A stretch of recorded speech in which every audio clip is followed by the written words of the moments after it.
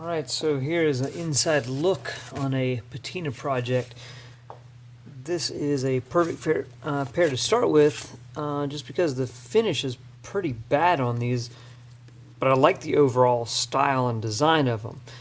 Just the very bland color, and yeah, it's just kind of deteriorated. So, start with Fiebing's Deglazer. You can use Angelus or Saphir Deglazer as well. This is the one I've just used the most. Put a little bit onto a rag. You can use a cotton ball, really anything you like. And just rubbing it on here. Strips off some of the finish.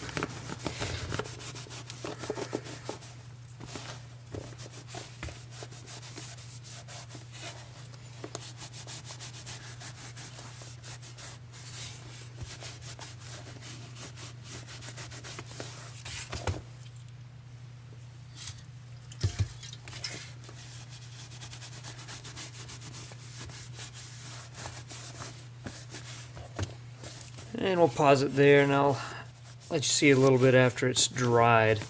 And after a few rounds of this, probably going to do 2 or 3 rounds of stripping before it's totally done. So after we've stripped the leather, the deglazer leaves it pretty dry. So I always like to recondition it. I like to use Venetian shoe cream in neutral. You could use a Saphir product. Really any neutral shoe cream or conditioning lotion will work for this. And nothing really special about this step, just kind of rubbing it in.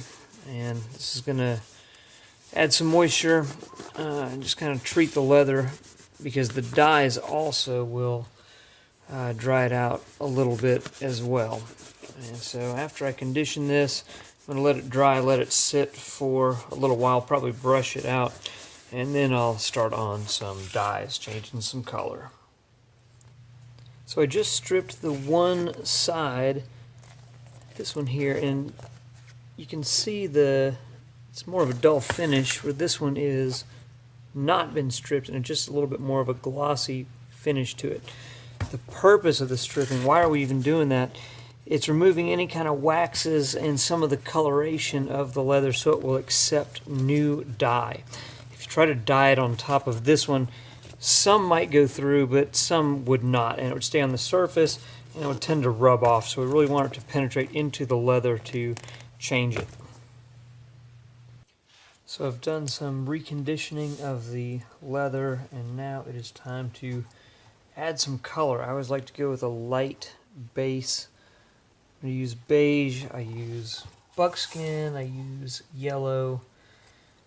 But I typically, like to use one of the lighter colors for the base coat. You can always go darker later, but it's hard to lighten back up later. And I always like, for the base coat, to use a pretty wide brush here. And for the antiquing, typically I'm going to use a thinner or maybe a round brush. But for this base coat, I usually use a wide, flat brush.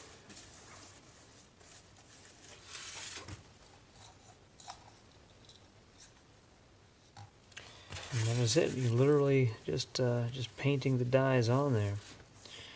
And we'll see what it looks like after I get a nice base coat on both shoes, and we'll see if you can tell a difference. So already there's some obvious difference here. So this one has had that beige base coat, and really the color's nicer already, where this one has not been dyed, and it's much darker brown, just really kind of a flat color. This one just kind of brings out more of the golden tones, and I think once we do some antiquing, it's going to work out pretty nice. Yeah, you can see the difference between the two there. So we'll do the other one, get them to match. So add a dye to the second shoe, and they are much closer matched now. You can see the yellow tones kind of brought out in both of them. Typically this is where I would stop. So I'll do the base coat. I usually like to let that sit overnight. I'll probably you do a rub out with the Venetian shoe cream again. Takes off a little bit of the excess surface dye. And then typically I'm going to let that sit overnight, and then I'll get into more of the antiquing tomorrow. So we're at the point where I'm going to do some of the antiquing on these. Usually I start on the toes, so this has already got that burnished look, and I like that, and I want to keep that, but it's just kind of scratched up in a few places, and so this is going to get a more even coat. I'm using Fiebing's medium brown. And one thing a little different on this that I didn't do on the previous one, after I dip the brush, I try to wipe off a lot of the excess. So really I like to have a little bit of a drier brush for this part. And just kind of going mostly on the toe tip.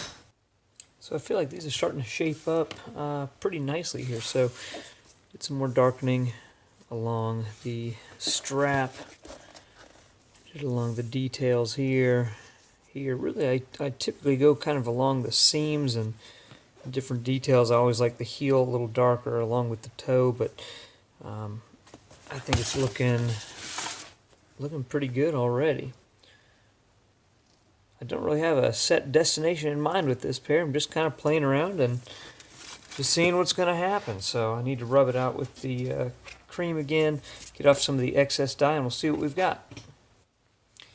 And really that brush was almost still too wet, so I dried it off some more. I'm just going to blur the edges a little bit and do a little bit on the heel area as well. And do some along the straps to darken them too.